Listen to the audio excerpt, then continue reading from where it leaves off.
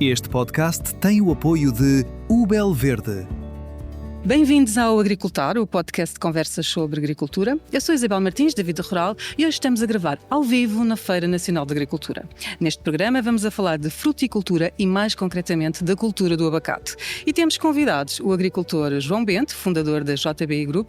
Viva! Olá, Isabel, muito obrigado pelo convite. Nós é que agradecemos, João. João Casso, diretor executivo da UBEL Verde, seja bem-vindo.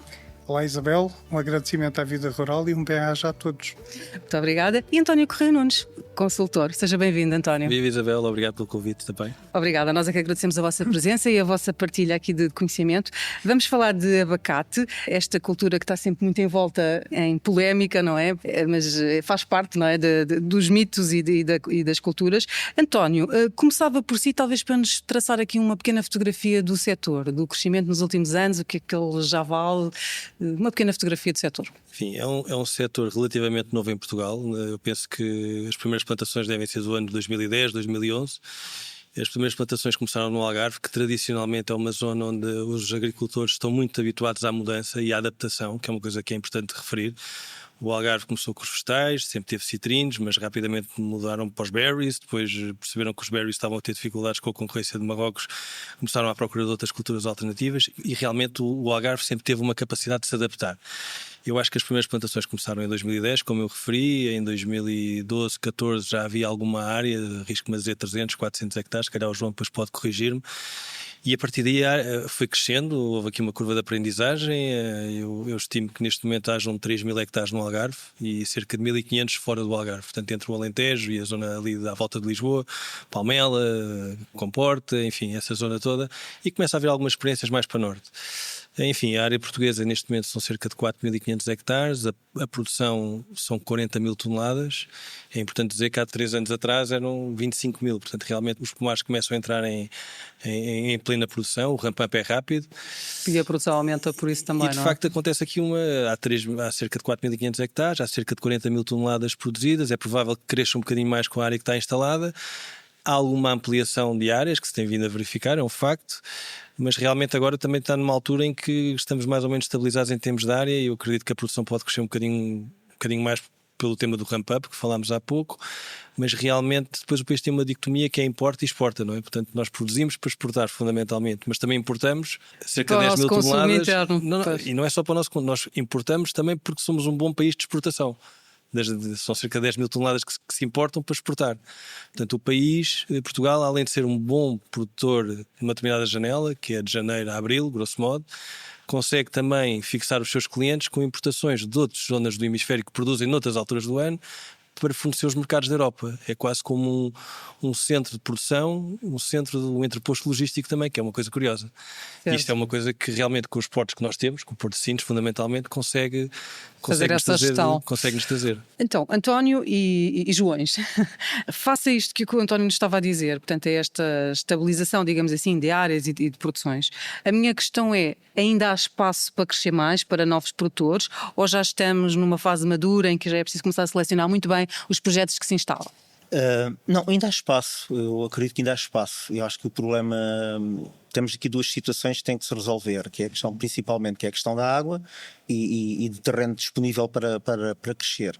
A não ser que seja, por exemplo, estou a falar aqui no caso do Algarve, que haja a possibilidade de, como já houve, substituir alguns citrinos pela cultura do abacate, que é nas áreas, não tem havido. Isso tentava acontecer, conversão de citrinos por abacate? Pouca coisa, não tem representatividade, até porque os citrinos dos últimos anos têm tido bons resultados, já há mais organização, as exportações têm estado a aumentar e de facto os citrinos estão bem e recomenda-se, mas de facto no Algarve existe poucas áreas disponíveis. A questão da água é outra das situações, mas existisse água e terreno, o mercado é muito grande, o mercado está em crescimento, o mercado europeu. Ou seja, pode haver crescimento por via de novas zonas de expansão? Novas zonas de expansão, sim, e o mercado europeu está preparado para absorver toda esta produção ou aumentos de produção que possam vir a surgir no futuro, porque de facto a procura está a crescer acima da oferta e portanto existe aqui uma margem ainda grande para podermos ter preços, digamos que, e sustentabilidade da cultura e da atividade para poder crescer. Ou seja, à margem, assim hajam condições de produção. Claro. Sim, as zonas de expansão no Algarve estão limitadas pela água, mas também pela existência de solos bons. Porque o Algarve tem a zona de serra e depois tem a zona de barrocal e a zona de litoral.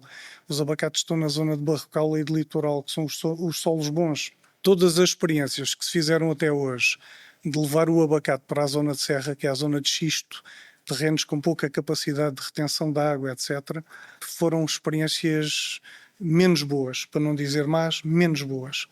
E para uma cultura tão exigente como é o abacate, eu penso que não será por aí o caminho. Por isso é que dizer que o Algarve ainda tem muita área não é bem assim. Tem muita área, mas para a expansão do abacate não é essa a realidade. Tão interessante. Isso leva-nos então a tentar perceber um bocadinho, João, do ponto de vista técnico-agronómico, como é que está a realidade no campo neste momento? O que é que nós já aprendemos sobre o abacate que está completamente consolidado? Que erros é que já estamos a corrigir e que aprendemos com os pioneiros? O João disse uma coisa muito interessante, é uma cultura exigente, não é? Se calhar Sim. não há muito essa ideia. Perceber aqui um bocadinho no campo o que é que está a acontecer de grandes ensinamentos, digamos assim, relativamente a esta cultura. Sim. A cultura do abacate chega-nos através do conhecimento, quer de técnicos da América do Sul e principalmente através de técnicos de Espanha. E esses técnicos de Espanha fazem abacate principalmente num nicho climático, que é a zona de Málaga, que não tem nada a ver, ou tem muito pouco a ver, com o que temos no Algarve. Em termos de amplitudes térmicas, em termos de temperaturas noturnas, em termos de umidade relativa. E, portanto, quando nós chegamos ao Algarve, as coisas mudam. Esta é logo o primeiro choque que houve. O segundo choque é que o agricultor que fazia citrinos foi talvez o primeiro a atrever-se a fazer os abacates. E fazer citrinos ou fazer abacates são coisas completamente diferentes. A exigência em água pode Não não... está a dizer que os primeiros produtores, no fundo, tentaram replicar no abacate os ensinamentos dos citrinos. Certo. E não tem nada a ver. Eu sou bom produtor de citrinos, também vou ser bom produtor de abacates. E isso pode não ser bem assim, ou não é bem assim. Porque, dando um exemplo, os citrinos não consomem muito menos água que os abacates. A coisa anda ela por ela. Mas um citrino eu posso regar durante a noite e durante o dia estar descansadinho, e com o abacate eu não posso fazer isso. Eu tenho quase que dimensionar, ou tenho mesmo de dimensionar o meu sistema para regar durante o dia. O que conta é a evapotranspiração horária e não a evapotranspiração diária. Portanto, isto é logo uma adaptação muito grande que se teve de fazer para que a cultura não sofra determinados stresses que vão influenciar determinantemente a produção. É uma cultura de maior precisão do que os citrinos, Maior na verdade. precisão. É necessário ter sondas de umidade de solo, é necessário monitorizar muito bem a nutrição, é necessário ter uma monitorização muito mais fina do que nos citrinos. Depois vem a questão também da polinização. Os citrinos, por excelência, é uma planta que atrai muitos polinizadores, nomeadamente a abelha, e o abacate não. O abacate é uma flor muito pequenina. Uma planta de abacate tem mais de 1 milhão de flores e vai vingar 0,1% dessas flores vão vingar. E as abelhas que procuram principalmente o néctar não encontram néctar nessas flores. Portanto, as abelhas não se sentem atraídas por essas flores, sentem-se atraídas pelos pomares de citrinos que estão ao lado dos abacates. Portanto, temos aqui mais uma dificuldade. E a agravar ainda mais isso, o modo de floração dos abacateiros é um modo de floração que nós não estávamos habituados. As plantas são dioicas, as plantas têm os dois sexos, mas quando a flor é feminina não é masculina e quando é masculina não é feminina. Portanto, temos de utilizar variedades, o que nós chamamos de variedade A e a variedade B. A B é polinizadora. Quando a nossa variedade está no estado A, a flor está no estado A, feminino, a variedade B, que é a polinizadora, está no estado B, é masculina. Então tem de haver polinização cruzada para que a coisa resulte. Portanto, tudo isto foram aprendizagens que se tiveram de fazer para que se chegasse ao ponto de poder produzir. Não é chegar e já está. João Bento tem esta experiência toda, foi um dos pioneiros, não é? Sobre a floração, para complementar aqui o que o Cássio está a dizer, de facto é assim, temos uma variedade que tem a flor da mesma árvore, portanto durante o dia ela muda de sexo conforme os dias, a temperatura, o vento, a umidade, portanto, e há ali um período o período em que a árvore tem flores do sexo masculino e do sexo feminino, e aí é quando se gera a polinização e tem que haver abelhas, tem que haver insetos para de facto poderem fazer esse cruzamento do pólen de umas flores para as outras. Isso é muito interessante. E é necessário também, naturalmente, preparar, como o Cássio estava dizendo, o abacate tem uma flor muito mais sensível, é preciso trabalhar, perceber, trabalhar com a nutrição para ter uma boa flor, para podermos ter uma flor com pólen, para ser bem polinizada, termos calibres. Portanto, tudo isso contribui. Temos um problema, um dos maiores problemas que nós tivemos nos abacates é que os agricultores convenceram-se também que os abacates consumiam muita água. E o maior problema que tiveram é que regavam demais e matavam as plantas muitas das vezes e criavam problemas de fungos nos solos por excesso de água. Portanto, já se está a ultrapassar essa fase. Portanto, os agricultores já perceberam que, de facto, o abacate não precisa de tanta água assim. É preciso regar de maneira diferente dos citrinos, e depois temos também uma das situações que nós implementámos dentro das nossas quintas e com a aprendizagem, com a experiência dos anos, foi que, monitorizando toda a umidade ao longo do dia, a percentagem de umidade aos 20, aos 40, aos 60 centímetros, nós percebemos que tínhamos que mudar a forma como regávamos. Porquê? Porque nós regávamos numa linha reta, que era ter sempre uma umidade que oscilava pouco entre os 50% e os 60%.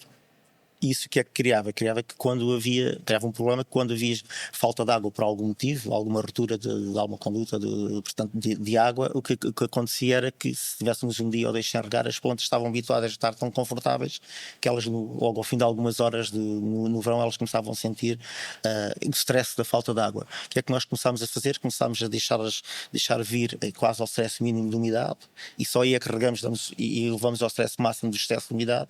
Portanto, obrigámos a que elas tivessem habituadas a ter falta de umidade e depois levar a umidade, Ou seja, digamos, trabalhar mais também a máxima. resiliência da planta, não é? Trabalhamos a Desse ponto de resiliência, e vista. agora o que acontece é que nós já trabalhamos a árvore, e a árvore tem um comportamento diferente do que tinha há uns anos com falta de água. Nós hoje mesmo no verão, com 30 graus, se não regar durante o dia por haver uma falha de água, portanto a planta não se ressente disso. Isto é muito importante nós também aprendermos aliás, Claro. fomos habituando a árvore a ter esta capacidade também de resiliência e de superar de facto a falta de umidade. Acredita que essa questão da rega e de trabalhar essa resiliência também do stress hídrico foi assim a grande correção que fez, de se pensar há 10 anos, quando começou os primeiros pomares, para agora? Não, isto é um trabalho contínuo, nós continuamos a aprender, e é um trabalho contínuo. De facto é preciso monitorizar, ter sondas, e não só confiar nas sondas, mas também no trabalho sempre dos técnicos, que nós temos que, não podemos confiar só na tecnologia e nas sondas, mas sim, é muito importante para termos informação e tomarmos as decisões certas, se regamos mais tempo, se é mais tempo de rega, se é intervalos mais curtos, mais longos. Isto também começa logo com a preparação dos solos e a preparação das plantações, que tal e qual como estava a falar. Mudou alguma coisa? Ou Mudou. seja, a checklist que fazia há 10 anos mudou quando pensa numa nova instalação? Mudou muito. Nós hoje queremos conhecer muito bem o solo onde vamos plantar, como é que vamos trabalhar, que tipo de sistema de rega, que é gota a gota, mas que escolhemos, de acordo com o tipo de solo, também com a drenagem desse solo, se os gotejadores de rega se são a 40, a 50 ou a 30 centímetros, se são gotejadores de 2,3 litros ou são gotejadores de 1 litro, digamos, já alteramos uma coisa que é, já só fazemos rega com 3 linhas por camalhão, portanto só se fazia 2, e o normal no Algarve e o normal nas várias culturas, neste tipo de culturas são 2 linhas. Nós estamos a trabalhar já com 3 linhas para conseguir ter uma distribuição mais homogénea e mais gotejadores, digamos, para termos uma umidade mais regular em todo o camalhão, e aí dar mais conforto. E por outro lado, ao termos uma distribuição mais regular, temos necessidade também de regar menos tempo, porque estamos a distribuí-la melhor. Claro, mais eficiente. É importante. É completamente consensual que a variedade da posta é a ACE, é isso? Sim, é consensual. 85% do abacate consumido no mundo inteiro é desta ACE. variedade ACE. De facto, é aquela E que é é uma mais... variedade que conseguimos produzir com muita qualidade, não é? Conseguimos produzir com muita qualidade, é aquela que é produzida e que é mais valorizada também, é a variedade que é mais valorizada em termos de mercado. E nós, felizmente, no Algarve e em Portugal, aquilo que produzimos tem muita qualidade, não é porque nós somos melhores agricultores, é porque temos bons solos, temos boa água, temos um clima, portanto, um clima bom, que de facto, quando fazemos as coisas bem, conseguimos produzir produtos de excelente qualidade, não é só o abacate, que é reconhecido nos mercados e que os próprios espanhóis têm 40 anos de avanço em relação a nós, praticamente em relação à produção de abacates. Eles próprios, quando começaram a conhecer a nossa qualidade e a trabalhar com a qualidade do abacate português, portanto, reconhecem que é um abacate de primeiríssima qualidade. E também nós sentimos isso nos clientes europeus que procuram. E mesmo a qualidade intrínseca. Vamos lá ver. Uma cultura que não tem de levar muitos tratamentos, muitos agroquímicos, porque a quantidade de pragas e doenças que tem é muito reduzida comparado com outras culturas. É uma cultura que as principais pragas e doenças que tem é um ácaro específico, é uma tripe específica e depois são alguns fungos. Há um complexo de fungo que normalmente na gíria chamam-lhe o fungo aéreo, que é das coisas que mais preocupa o agricultor e que entra quando a planta passa os tais stresses, quando a planta não é bem tratada e que passa os tais stresses, deixa entrar esse complexo de fungos. São as coisas mais impactantes a nível fitossanitário. De antes, quando não se fazia uma boa preparação de solo, e eu lembro-me de abacates, porque começou a haver plantações em 2011, 2012, mas já havia abacates no Algarve de outras variedades já há 20, 30 anos. E o grande problema dessas plantações era a fitóftora. Não se faziam camalhões, fazia-se em qualquer terreno, e no inverno bastava chover um bocadinho mais e perdia-se 20% da plantação. Portanto, bastava haver um bocadinho mais de umidade no solo. As plantas, havia muita planta que morria por causa da fitóftora. Hoje em dia não se perdem plantas com fitóftora. Também os porta-enxertos que são usados, os enxertos já mais resistentes, etc, etc, etc. Mas nós temos, no fundo, duas pragas-chave que temos de fazer alguns tratamentos. Não temos a problemática da mosca da fruta, como por exemplo nos citrinos ou como noutras fruteiras. O abacate não tem essa problemática. E depois temos este fungo aéreo que até se trata muito até com produtos alternativos que aumentam a capacidade de resistência da planta e não atuam diretamente no fungo. O que vão fazer é aumentar a capacidade de resiliência da planta. Portanto, está a falar em bioestimulantes nessa categoria. Bioestimulantes. Portanto, acabamos por ter uma planta que não é muito agredida com este tipo de produtos. Mas se compararmos com o abacate que é importado, a coisa já não é assim. O abacate que vem do México ou que vem de outras latitudes. Os abacates biológicos. Mesmo os abacates biológicos. Sim, eu queria cortar o raciocínio, mas eu costumo dizer que nós aqui produzimos abacates que são praticamente biológicos, por aquilo que o João Cássio acabou de dizer. Em agricultura convencional, não é? Em agricultura convencional. E quando nós, eu lembro-me, por acaso até foi numa visita com o António Correia Nunes, que está aqui ao meu lado, numa visita em 2018 ao México, e eu lembro de falar com os produtores de abacates, e eles nessa altura ainda utilizavam inseticidas e que nós já não utilizamos aqui na Europa há mais de 10 anos no convencional. Eles utilizavam para a produção biológica e eu às vezes penso como é que as pessoas que pensam que estão a comer um produto biológico, que compram um produto vindo do sul da América e depois tem uma série de resíduos e de químicos, digamos, que são utilizados para o biológico, nós nem na produção tradicional, digamos assim, convencional fazemos. Sim. Portanto, é assim um bocado de deixar uma pessoa a pensar. Portanto, a segurança alimentar é muito importante. Nós, nesse aspecto, não perdoamos e somos realmente também reconhecidos pela forma e pelas boas práticas que utilizamos também, de produção, amigas do ambiente, da biodiversidade.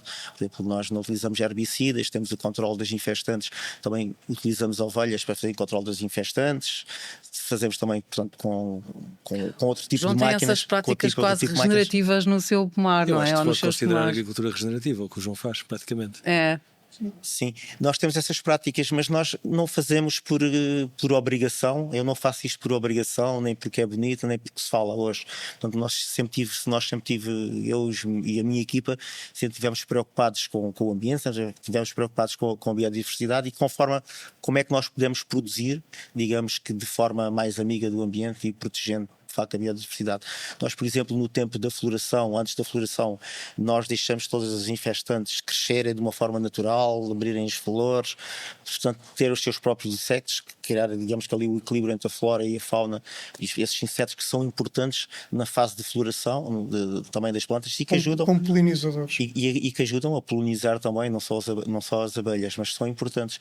Portanto, nós temos essa preocupação e acho que e também nos solos. Cá e também essa questão de fazer o mulching, não é? Portanto, Sim, muito sim. essa prática. Sim, nós fazemos esse mulch que vai aumentando ao longo dos anos e todas as podas que nós vamos deixando, triturando e deixando nos solos e de facto vem criando.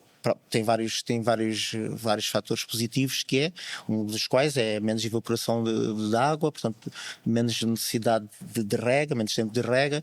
Por outro lado, portanto aumenta a capacidade de Sei que o João diz que os seus solos têm mais matéria orgânica hoje do que no início, não é? Aumenta a capacidade de matéria orgânica, sim. Nós fazemos análises regulares e conseguimos demonstrar isso, que os solos hoje são mais ricos do que eram há 10, 12 anos, quando começámos com as primeiras produções. Isso é importantíssimo e depois, com a importância também que tem, né, que se fala só da agricultura, nós produzimos alimentos que consumimos todos os dias, no caso do abacate, um super alimento, e depois também temos uma cultura que de facto... além de produzir oxigênio, como todas as plantas, todas as árvores, também tem uma capacidade por este tipo de regras e este tipo de forma de boas práticas que nós aplicamos e Ou seja, utilizamos. É uma cultura completamente compatível com a sustentabilidade, não é? Com as boas práticas de sustentabilidade. Perfeitamente. Eu acho que até é bastante amiga do ambiente mais do que outras culturas que nós fazemos, porque de uma forma natural a queda das folhas todos os anos vão criando esse mulch, mesmo que nós não ajudássemos, elas vão criando esse mulch que é importantíssimo também para a retenção do dióxido de carbono, para a captação das árvores e depois para essa retenção no solo. Portanto, acho que nós só fazemos bem e depois ainda por cima sai um produto, um super alimento, portanto é gratificante. O João é muito orgulhoso da sua produção de abacate, ele brilha-lhe os olhos a falar. Há pouco estávamos a falar um pouco de água e na realidade no Algarve, no caso específico do Algarve, a área de abacates representa menos de 10% do perímetro de rega, não é? Grosso modo. Sim. E o consumo de água é menos de 5% desta água disponível, portanto, para ver que não é um mito. Sim. Que realmente é uma cultura altamente consumível de água e realmente... Esse é um ponto interessante, esta questão da água. Gostava de vos ouvir falar um pouco sobre isso, porque há de facto aqui sempre a ideia de que o abacate é uma cultura muito consumidora de água. O João Cássio há pouco já estava a desmistificar um bocadinho esta questão. Pelo contrário, até se tinha água a mais no início, não é? Já aprendemos com isso e já somos eficientes, muito mais eficientes hidricamente, mas também pela área, não é? Porque é monocultura do abacate e está a inundar e não se faz mais nada, portanto a área é pequena, a água que consome é uma percentagem pequena, como o António estava a dizer, portanto esta questão da água precisa de ser muito bem esclarecida também, não é? Sim, há estudos da Universidade do Algarve, por exemplo, há um professor que se tem dedicado muito a isto, o professor Amílcar, e ele fez estudos sobre a cultura do abacate, em que compara o consumo de água do abacateiro com os citrinos e consegue diferenciais que não são assim absurdos. Portanto, pode consumir mais, mas não é muito mais do que uma cultura de citrino bem regada também. Portanto, ambas as culturas bem regadas, se houver ali um diferencial de 10%, 15%, é muito. Portanto, a cultura do abacate bem regada. Portanto, assim como o João rega, com as sondas, com eficiência, com eficiência. Sim, a questão da água, a questão que se coloca da água e o abacate, digamos, cresceu no Algarve numa fase em que foi uma fase difícil e de grande crise e falta de água no Algarve, né? Dos anos de 2018, 19 para cá, até há um ano atrás, e de facto culpou-se muito os abacates, ou porque é que se estava a plantar abacates, porque quando há falta de água, o que tem que se pôr em causa é de facto como é que nós ultrapassamos isso perante as alterações climáticas, que são uma realidade, como é que nós satisfazemos e como é que nós, digamos, que é necessário fazer pela sustentabilidade e a curto, médio e longo prazo. E de facto o que se passou no Algarve é que estava identificado que as necessidades hídricas há 20, 30 anos atrás, com estudos e digamos, e com técnicos digamos, conceituados dos melhores do país, que fizeram barragens e fizeram outros aconselhamentos em toda a Europa, já identificaram que no Algarve, nos próximos 20, 30 anos, nós tínhamos que fazer mais barragens, iríamos ter muito mais consumo de água e era necessário ter mais oferta, com o crescimento do turismo, o crescimento da agricultura. O que aconteceu é que durante 30 anos quase não se fez nada, né? Fez muito pouco, fez menos do que aquilo que eram as necessidades. E nós temos de estar preparados para isso. Felizmente que hoje estão previstos alguns investimentos, digamos, pela resiliência para os próximos anos, com dois objetivos. Primeiro, aumentar a capacidade de oferta, não para aumentar a agricultura, mas também para aumentar portanto, substituir um pouco a água superficial, a oferta de água para a agricultura superficial e retirarmos menos dos aquíferos. Portanto, está previsto também e vai-se iniciar um estudo do perímetro de rega de Sotavento, em que vai levar a água, vai levar o perímetro até à zona de Almancil para fazer um estudo, e são estudos para se iniciarem agora, que são projetos, digamos, também de muito investimento, mas que é necessário começar a fazer e pensar a médio e longo prazo, porque nós não podemos pensar só 3 ou 4 anos, portanto, senão nunca se fazem investimentos estruturais que são necessários para as regiões. João Bento, e na sua opinião esta questão da água deve ser trabalhada com soluções mistas ou acredita numa solução única para a agricultura? Ou seja, estamos a falar em armazenamento, em transvases, em desalinizadoras onde elas fazem sentido, em recarga de aquíferos onde pode fazer sentido, num misto de tudo isto? Sim, eu acredito, não tenho dúvidas nenhumas, tem que ser um misto. E a primeira situação que tem que se trabalhar é a eficiência, antes de qualquer investimento, porque não vale a pena fazermos investimentos, termos mais oferta de água e depois, como alguém diz, metermos a água em tubos rotos que depois vamos perdê-la. Então, não vale a pena, né? Primeiro temos que realmente fazer esse investimento na eficiência, principalmente na rede de distribuição pública, para o consumo público, e também em algumas barragens que foram construídas já há 50, 60 anos e digamos que ainda têm oferta de água através dos canais e que têm muitas perdas. Portanto, tem que substituir esses canais e por água pressurizada e, portanto, canais pressurizados, digamos que com poucas perdas. Por exemplo, no Sotavento, portanto, fornecido pelas águas do Algarve, há uma perda à volta dos 3% na rega, portanto, nos canais de rega, o que é muito bom, é do melhor que tenho ouvido falar em termos de perdas. Portanto, porque também é um investimento de pouco mais de 20 anos. Naturalmente que agora há necessidade de ir fazendo a manutenção e há necessidade portanto, de ir mantendo esses níveis. Mas o que eu quero dizer é que tem, como a Isabel disse muito bem, isto é um conjunto, um misto de soluções. Também se está a investir bastante nos tratamentos das águas, portanto já existem alguns tratamentos finalizados, digamos, para a oferta para regar jardins, regar para a hotelaria, os campos de golfe também. Portanto, Falar em águas tratadas, não é? Águas tratadas, sim, APRs, portanto já existem e tem que se continuar a fazer isso, portanto é necessário e imprescindível para regar as ruas também das cidades, portanto há aqui um conjunto de medidas e de investimentos que têm que ser feitos. Pode libertar um bocadinho a pressão depois das barragens e, enfim, dos próprios aquíferos, etc. Sim, e a questão do aquífero, como eu estava dizendo, o aquífero da Campina, que é um aquífero que está em bastante dificuldades há algum tempo, que é na zona de Faro, portanto, da Almacil, Val do Lobo, Quinta do Lago e vem até para cá de Olhão, portanto, esse aquífero tem também algumas dificuldades, então é necessário nós pensarmos que os aquíferos devem ser uma reserva natural que deve ser usada em tempos de crise, deveria ser usada em tempos de crise e não para retirarmos e regarmos como nós estamos a fazer.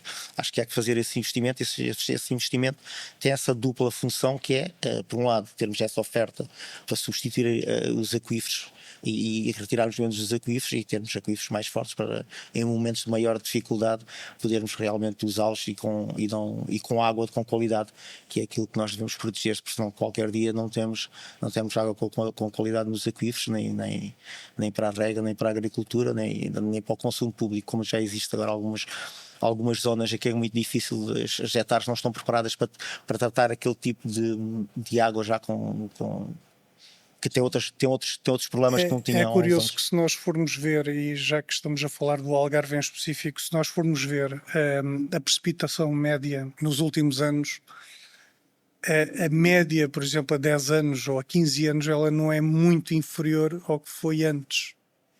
O que acontece é que os ciclos de seca e de anos de muita chuva, como foi este ano, 2025-26, ocorrem cada vez mais espaçados. As médias continuam a ser as mesmas. Ora, quando os anos de seca e abundância são mais espaçados, a necessidade de reservas, a capacidade de criar reserva, torna-se mais importante. Tanto que estas barragens de há 20 anos atrás, estas barragens, quando foram construídas, e que se falava que ia deixar o Algarve completamente à vontade em termos de água, na altura em que elas foram construídas, a área de regadio na agricultura no Algarve era praticamente a mesma que existe hoje. Sim. Sem tirar nem pôr. Portanto, não cresceu muito mais a área de regadio. Pode haver um regadio hoje mais exigente, mais profissional, e que naquela altura contabilizou-se algum regadio assim marginal. Mas a área de citrinos até diminuiu. Por exemplo, havia 18 mil hectares, hoje em dia fala-se em 15 mil hectares. Portanto, a área total de regadio no Algarve não aumentou. O que aumentou foi o período entre os anos de escassez e os anos de abundância, aumentou, o que faz com que a reserva tinha de ser maior para aguentar os anos de escassez. Isso, É a importância nós do não armazenamento, não é? Não houve esse investimento para aumentarmos o armazenamento para os anos de escassez. Eu acho que este podcast também não é sobre água, mas só para aportar aqui mais uma coisa. Mas a água faz aqui Mas muita diferença em tudo. Na realidade, eu como profissional e pronto, e tenho tentado estudar as coisas de alguma forma. Isto é uma combinação, como disse Isabela, isto é uma combinação de fatores. Repare, nós outro dia estávamos a ler um estudo. O primeiro ponto, havia não sei quantos planos estratégicos para a água, cada um tinha o seu. Foi consolidado num só. Isto é um passo importantíssimo. Portugal tem 50 mil, estima-se que há 50 mil hectómetros cúbicos que passam por Portugal, entre rios e aquíferos. E nós consumimos 8 mil. Repare, consumimos 8 mil para 50 mil, portanto não nos falta água. Agora, há que ser pragmáticos, porque realmente unir o país de norte a sul parece uma coisa mais evidente, se calhar, e não é se calhar um investimento muito grande. Poupança de água. Nós reutilizamos em Portugal menos de 1% de água, a média europeia são 3%, só para ter uma ideia dos níveis em que estamos a trabalhar. Para fazer uma barragem de armazenamento, pronto, estão a desburocratizar o processo, que é uma coisa evidente, não é? Portanto, tudo isto são a somar, como dizia, pronto, tudo isto soma, não é? Que isto vai resolvendo o problema. E é evidente que se calhar uma desalinizadora, que é um investimento enorme, faz sentido numa determinada zona do Algarve, mas não faz sentido noutra determinada zona do Algarve. E o que eu penso é que tem que haver uma visão profissional, não é? De pessoas que realmente percebem do problema e querem atacar o problema, e pensar o país como um todo. Não pode ser o Algarve ou a Costa Alentejana, ou Alqueva, ou o Norte, ou Centro-Norte. Quer dizer, tem que haver aqui uma visão do país e de como é que o país vai estar daqui a 20, 40, 60, 80 e 100 anos. Que é uma coisa que não houve até ao momento. Certo. Na realidade. E precisa de... Tudo isso precisa sair do Sim, papel rapidamente, não é? E isto, voltando às culturas, também estamos a falar aqui numa cultura que não devemos falar nela no imediato. Devemos falar nela como uma cultura que está a ter uma progressão a nível mundial, em que a procura continua a crescer. É uma cultura que traz valor para o agricultor e que nós estamos a estrangulá-lo. E eu com isto não quero dizer que não deve haver regras, que não deve seguir determinadas condições para ser implementada para que o projeto tenha sucesso, mesmo que o projeto não seja financiado, porque muitas vezes os projetos só são olhados quando são financiados. Ok, é financiado, então vamos lá ver. Se não é financiado, o indivíduo pode fazer como quer e onde quer. João, então deixa-me lá pegar no que está a dizer para lançar aqui esta pergunta final, que o nosso tempo já está mais do que derrapado. Que condições é que nós devemos reunir para poder licenciar um projeto, um novo investimento numa área de abacate? Que limites é que nós devemos ter aqui? E se faz sentido geograficamente a expansão? Neste momento nós sabemos que a cultura está a expandir para norte, quer dizer, no Alentejo pode fazer sentido, ainda mais para norte fará? É uma pergunta. Sei que já há algumas instalações na zona da Beira, portanto há aqui limites que temos que respeitar para a expansão do abacate. Eu conheço o engenheiro Martino, esteve lá a visitar com a sua equipa. E eu conheço o que é que lá está a ser feito. De facto, é possível em alguns microclimas, em algumas zonas, mas em áreas muito pequenas não há assim digamos que o risco aumenta exponencialmente, não só pelas amplitudes térmicas, não só pelas amplitudes térmicas, portanto, tanto nas negativas, portanto, são zonas em que as temperaturas podem baixar muito mais do que o desejável e põem em causa a cultura. E por outro lado, também no verão, as temperaturas acima dos 35 graus, 30 e poucos graus, e há zonas que têm, por exemplo, aqui na zona de Santarém e noutras zonas do país em que temos muitos dias de 40 graus, isso a cultura não se vai aguentar e vai ter grande impacto, digamos, na queda de fruta e na produção, na quantidade da produção e na qualidade da produção. Portanto, há zonas de mais risco, é possível se fazer, mas tem que se escolher muito bem esses microclimas onde se podem fazer. Voltando aqui à questão da água, nós, a agricultura hoje, e como o Cássio estava dizendo, para terminar este assunto da água, no Algarve nós somos a zona do país mais eficiente. No Algarve, por hectare, nós consumimos cerca de 5% ou menos da média nacional. Isto demonstra bem o investimento que tem sido feito e pelos agricultores, de facto, para serem de um lado serem mais eficientes e investir em regra de precisão e mais eficiente. Repare, só pondo aqui um bocadinho a perspectiva, a Europa consome 900 mil toneladas de abacate, mais ou menos, entre a Europa e o Reino Unido. Nós chega ainda a 1 milhão, sim. Pronto, mais ou menos 900 mil toneladas. Nós produzimos 40 mil toneladas. Todos os clientes, todos os retailers dizem que o abacate português, e pronto, grande parte dele vem do Algarve neste momento, tem sensorialmente características organoléticas completamente diferenciadoras. Muito mais tenro, muito mais saboroso, muito mais aromático. Portanto, nós temos, como toda a gente quer o abacate português, isto, quando produz de janeiro a abril, toda a gente quer o abacate português por alguma razão, porque a concorrência vem de outros sítios que não é tão bom. Portanto, há aqui margem em termos de mercados para crescer o que nós quisermos. Portanto, o mercado é enorme, não é? Apesar de parte deste consumo das 900 mil serem consumidos na segunda parte do ano, não é? De qualquer das formas, há imenso potencial de crescimento. Agora, do meu ponto de vista, faz sentido o projetos desenvolverem-se em zonas onde a cultura está testada, onde a cultura está perfeitamente testada e está cada vez mais testada em cada vez mais sítios, é um facto. Mas depois temos que ter a noção que o abacate é uma cultura altamente sensível, até o João sabem muito melhor do que eu a parte agronómica, não me vou pronunciar desta parte mais específica, mas é uma cultura altamente sensível ao frio, ao extremo do calor. Portanto, à medida que a gente vai arriscando, temos de tomar medidas preventivas e que custam investimentos significativos, não é? Para atenuar estes riscos. Portanto, o que eu acho é que as culturas podem ser feitas em outras zonas, mas têm que ser estudadas. A curva de aprendizagem tem que ser um facto, como houve no Algarve, como houve no Alentejo e como há agora na zona de Palmela, não é?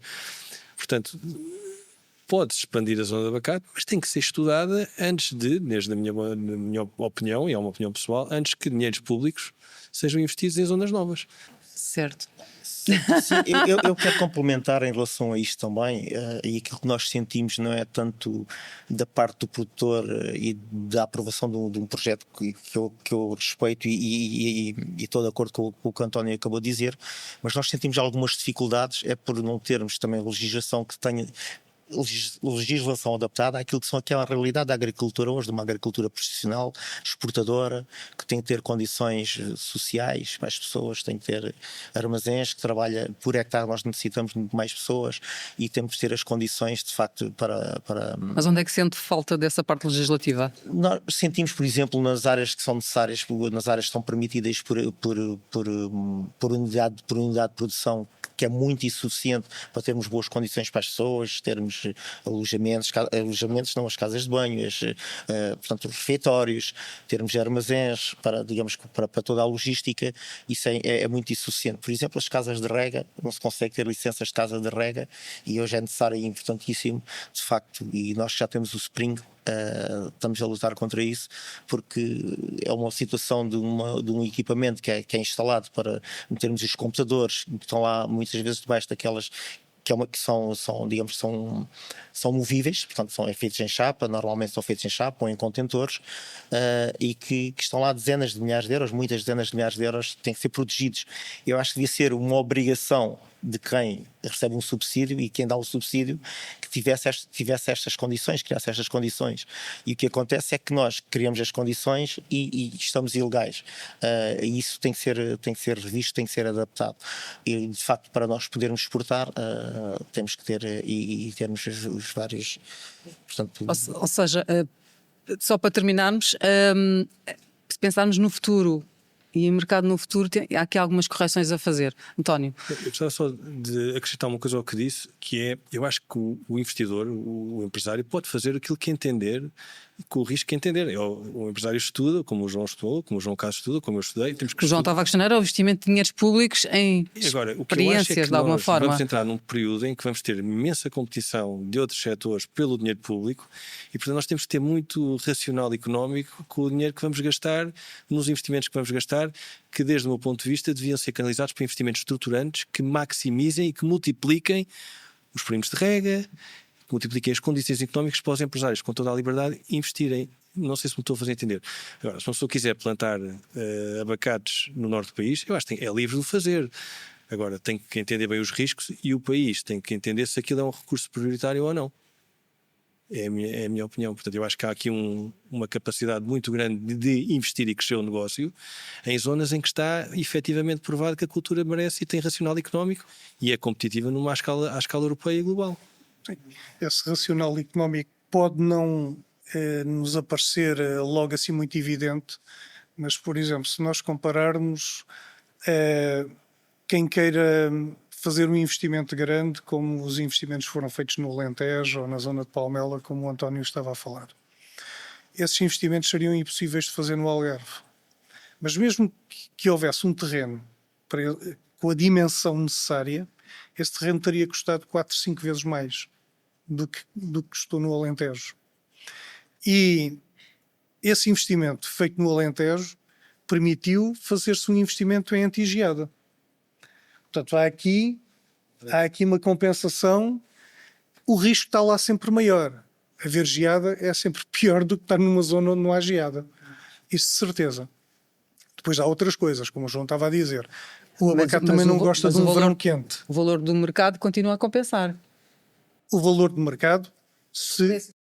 Continua a compensar. É necessário produzir, não é? O que eu digo é, neste momento, ao preço que o abacate está e nesta curva ascendente... Estamos a falar de preços médios à produção.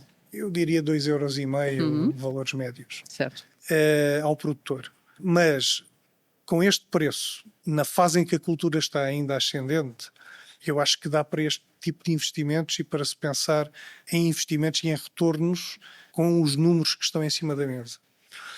Um dia que os preços comecem a vir para baixo e em que a competitividade se vai notar por quem está nas zonas melhores, porque aí vai-se notar quem consegue produzir mais uma tonelada, em média. E eu produzo mais uma tonelada em média porque eu tenho um inverno menos rigoroso, porque eu tenho um verão menos quente, tenho um verão com mais umidade. O Algarve é sempre a região do país onde se conseguem melhores produtividades. Há de haver sempre. Uma zona do país onde eu consigo melhores produtividades, ou pelo menos uma zona onde eu, com menos capex, com menos investimento, eu vou conseguir essa produtividade. E quando os preços, um dia, esperemos que seja daqui a muito tempo, um dia, se os preços vierem para valores em que seja necessário mais competitividade na produção, aí as coisas poderão mudar de cenário. Claro, e já se verifica, os anos não são todos iguais, como em todos os produtos e em todos os mercados, e temos preços entre os 2 e 2,5 € à produção, de facto. Depende também dos anos, depende também da qualidade que cada um faz, dos calibres. Portanto, é muito feito o preço. Só para fechar, que já vamos aqui muito ultrapassados aqui no nosso tempo, mas esta no fundo é a única possibilidade de expansão que temos. Sim. Mas repara, há aqui um ponto, Isabel, é o alargamento eu acho que geográfico. O João fez um retrato fantástico, o João Cássio fez um retrato fantástico do que é que vai ser o futuro em termos de pressão. Mas repare, por outro lado, as plantações... Peço desculpa de falar, as plantações que o João fez em 2014 não são as que fez em 2024, 2025. Houve aqui uma aprendizagem, uma evolução que, em vez de ter se calhar 300 aves por hectare, agora tem 464 ou 470. Sim.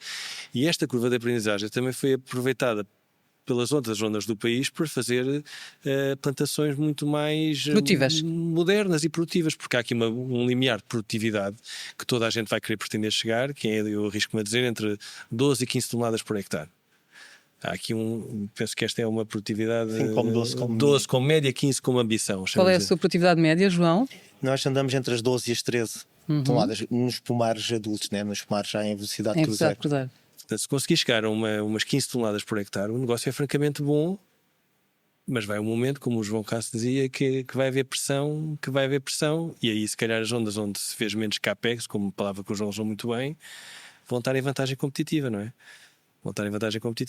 Mas há uma coisa que eu digo, eu pronto, do pouco que sei da cultura e dos mercados, eu acho que o abacate do Algarve e do português, porque repara, o abacate está no mercado já há muitos anos, o do Alentejo vai começar a estar agora, ele entrou no ano passado, portanto é realmente reconhecido pela sua qualidade, que é uma coisa evidente, quer dizer, é evidente.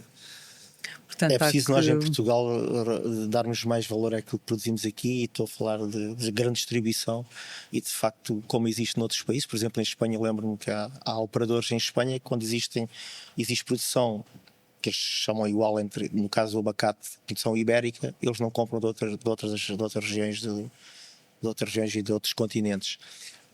Aqui em Portugal acaba um pouco ainda por funcionar o preço, e digamos que tens que ser competitivo e ou baixas o preço, então nós compramos noutro sítio qualquer. Acho que já está a mudar essa mentalidade, mas nós devíamos ser mais nacionalistas, até porque estamos a oferecer ao nosso consumidor e como consumidores a consumir um produto de primeira qualidade, de muita que só qualidade, se consome certo, quando nós produzimos, porque não tem nada a ver o abacate quando nós vamos ver. Eu também já disse que mesmo na exposição, na grande distribuição, as perdas do abacate produzido em Portugal é praticamente zero, porque é um produto que é colhido uma semana antes, é o tempo de preparar, frio, maturação e entregar nas lojas. O consumidor sabe que vai consumir um produto de qualidade, porque já comprou, volta a comprar e não é enganado. Também gera menos desperdício, não é? Gera menos desperdício. Isso também devia ser valorizado, e eu sei que no produto que é importado e que está nas lojas, muitas vezes desperdiça-se 20%, 30% e 40%. Portanto, existem perdas muito grandes. Portanto, acho que também pensamos no ambiente e pensamos também na pegada ecológica e nisso tudo. Esse ponto também é importante. Era importante João Cássio, vou deixá-lo concluir aqui 30 segundos só para terminarmos o podcast. Sim, para concluir, eu acho que os 4.500 hectares que nós temos ainda não oferece uma massa crítica para se pensar na cultura como uma cultura nacional. Coitada, ainda está assim um bocado posta de parte e estigmatizada. Porque o ideal é nós chegarmos a um volume de produção, a uma área de produção, comecemos a pensar no abacate português. Porque o abacate, hoje em dia, sai de Portugal e é vendido como abacate em marcas espanholas, na sua grande maioria.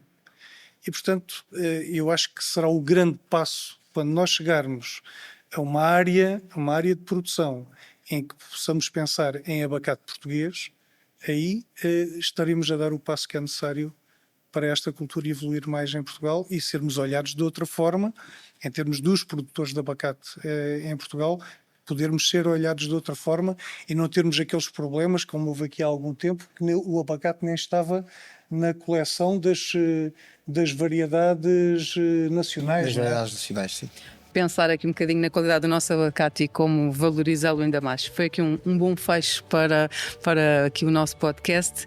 Quero agradecer aos três a vossa partilha e o conhecimento, muito conhecimento que deixámos aqui hoje sobre esta cultura do abacate. Muito obrigada, João Cássio, João Bento, António Correia Nunes. O podcast Agricultar fica por aqui. Já sabe que pode continuar a acompanhar a atualidade agrícola em vidarural.pt, na nossa newsletter, na app, nas redes sociais ou numa banca perto de si. Até ao próximo programa. Este podcast tem o apoio de Ubel Verde.